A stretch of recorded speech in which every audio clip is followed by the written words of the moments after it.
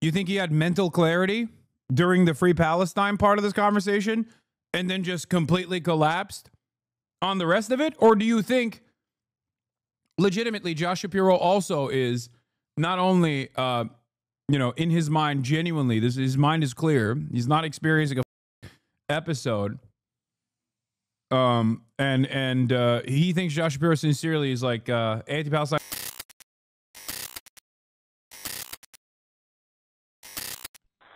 911, what's the address of the emergency? Well, I don't really have an emergency. I would like to apologize. Governor Josh Shapiro needs to know that Cody Balmer will not take part in his plans for what he wants to do to the Palestinian people. He needs to leave my family alone. He needs to get his eyes off of my daughters. Wow, this guy seems to be an ideologically minded person and definitely not experiencing a bout of paranoia born out of them taking not taking their medication. You know, this is the 911 call of the arson suspect that is basically confessing in this 911 call that he Pennsylvania Governor Josh Shapiro's residence, the governor's mansion in Pennsylvania. When this initially happened, when this initially took place, I thought it was a strange act, considering that, like, there's definitely amongst people who are following closely American politics, like I'm sure, especially in Pennsylvania, there's like Josh Shapiro has fallen out of favor, but he is far from, like, I would say he's far from the biggest villain, especially for someone who is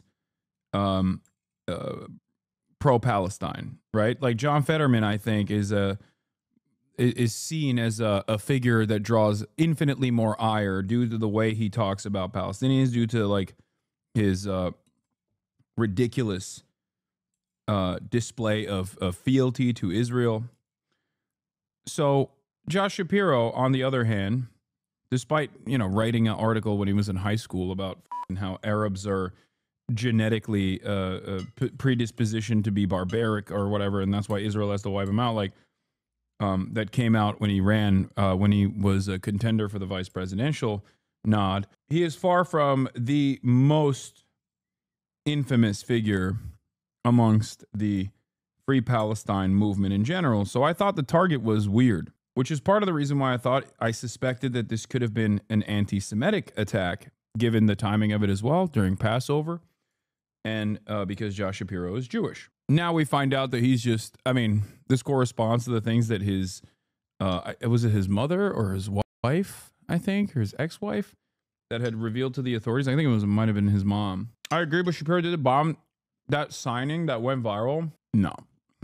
Dude, put yourself in the mind of a normie. The reason why I'm mentioning this is because, especially paired up with all the other stuff that has come out, including this 911 call, the reasoning for why Josh Shapiro became the target of his ire or the reasoning for why he took action like this is because he was off his medication. I don't want to reveal too much, but let me tell you something. I'm quite familiar with people who talk like this. As a matter of fact, many Twitch streamers would probably tell you that they're familiar with people who talk like this. Unironically, I banned someone earlier who was talking just like this. I'm not a psychiatrist. I'm not a psychologist. But given my own personal experience with people that believe that they know that they're being gang stalked or think that they know the person, a person that is, that they've seen on television only, it comes across as like a schizophrenic person experiencing hallucinations, like paranoid delusions, considering that he thinks Josh Shapiro is coming after and has eyes on his daughters and things of that nature. It feels as though he thought Josh Shapiro was personally targeting him. It has the hallmark of a psychotic attack. So much so that I am very personally familiar with this kind of statement, these kinds of statements, unfortunately. And he needs to stop having my friends killed like he had Manny killed or last week on Saturday. Our people have been put through too much by that monster. All he has is a banquet hall to clean. Yeah. He's not talking about, like, this is not him being figurative. Like, he's not making, he, in his mind, he's being literal. He's not, this isn't him being like, oh, I meant, like, get your eyes off my daughters, as in, like, you're taking actions in the state of Pennsylvania that end up harming my daughters. He means, like, literally, in his mind, he thinks Josh Shapiro is personally coming after him and his friends. Do you understand? Enough.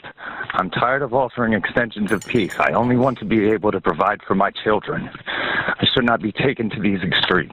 It's not fair. I wish no harm onto anyone. But that man, he is doing serious harm to probably yourself included. And I do wish you the best, sir. You all know where to find me. I'm not hiding, and I will confess to everything that I had done. Now to the chilling 911 call authorities say was made shortly after the attack on the Pennsylvania governor's residence. ABC's Morgan Norwood joins us now. In Morgan, police say that the call came from the man accused in that firebombing. Yeah, that's right, Janae. And less than an hour after flames tore through the Pennsylvania governor's mansion, the suspect made that chilling move, calling 911 to confess. He was calm, almost detached, and then ranted about the war in Gaza. And this morning, that 911 call is now a key part of that massive investigation. You all know where to find me. I'm not hiding, and I will confess to everything that I had done. This morning, the chilling confession police say is from the man who allegedly Governor Josh Shapiro's Pennsylvania home. 911, what's the address of the emergency? Well, I don't really have an emergency. I would like to apologize. In less than an hour after the attack, authorities say 38-year-old Cody Balmer calmly called 911, heard in this newly obtained audio. My favorite is this community specifically and their tendency to hear someone very clearly experiencing a mental health episode and to try and find logic in it. Like, this happens all the time. A gray name will come in here and be like, you've kidnapped me 55 times, Hasan Piker. The people will know your crimes. Everyone will know how you kidnapped me and how you stalk me every day. And there will be like 8 other chatters that'll be like, what? I can't believe you've done that to that other person. How could you do such a thing? And they're not joking when they say that. They're being sincere. I like that it's happening in this instance as well. No matter who is very clearly experiencing a breakdown, people will just go, hold up, here's the logic behind it. Apologizing and describing his as related to the war in Gaza, calling Shapiro, who favors a 2-state solution, a monster. Governor Josh Shapiro needs to know that Cody Balmer will not take part in his plans for what he... Dude. The Palestinian part of this is literally the only part that the media is focusing on. Like, what do you mean, dude? You think this guy literally was like, I'm doing this to free Palestine? You think that was what was going on? What about all the other shit that he said about how Josh Shapiro is personally stalking my daughters and trying to kill them or some shit?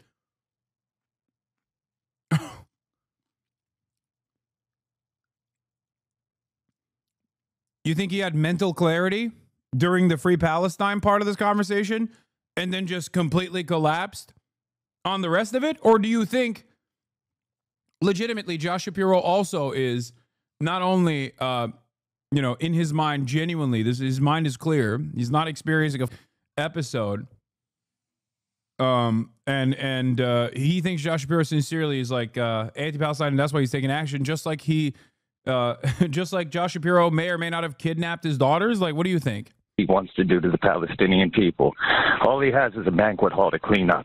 The brazen attack happened just hours after the Shapiro family hosted more than 24 people for the first night of Passover, when police say the suspect hopped a fence at the governor's mansion, broke windows, and threw bottles made from beer bottles and gasoline.